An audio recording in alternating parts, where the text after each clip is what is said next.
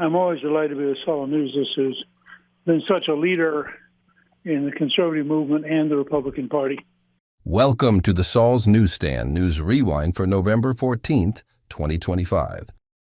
Newsmax reports, Democrats escalate calls for Schumer's ouster as minority leader. Dissent is intensifying among Senate Democrats as House lawmakers and activist groups call for Senate Minority Leader Chuck Schumer to resign.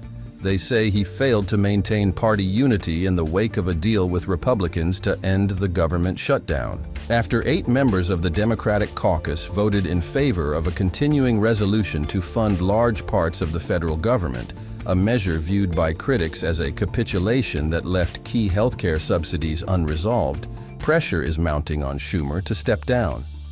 The deal drew sharp rebukes from fellow Democrats who argue that the party leadership failed to defend its core priorities. According to news outlets, progressive groups have launched multiple campaigns to unseat Schumer through primary challenges. The fracture raises questions about the Democratic Party's strategy in the era of President Donald Trump, including how aggressively to oppose Republican-led policies, how to keep the caucus unified, and how to safeguard key programs such as healthcare without succumbing to Washington fatigue.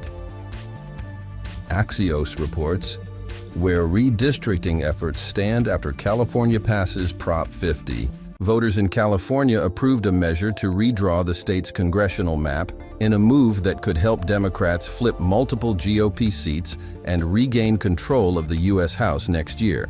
California's decision adds momentum to nationwide redistricting efforts as both parties race to reshape Congress ahead of the 2026 midterm elections. Proposition 50 passed in November, allowing the state to replace maps drawn by its independent commission with new lines that could give Democrats as many as 5 additional House seats.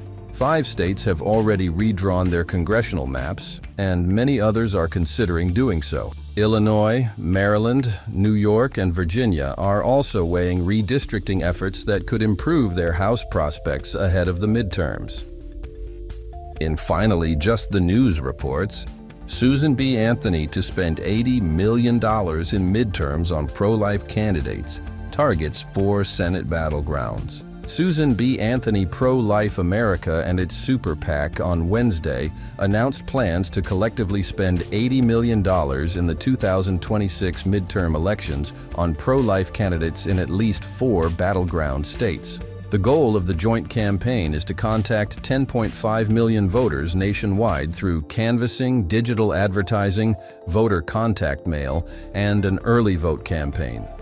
Canvassing includes knocking on 4.5 million doors in 4 Senate battleground states with competitive House races: Georgia, Iowa, Michigan, and North Carolina.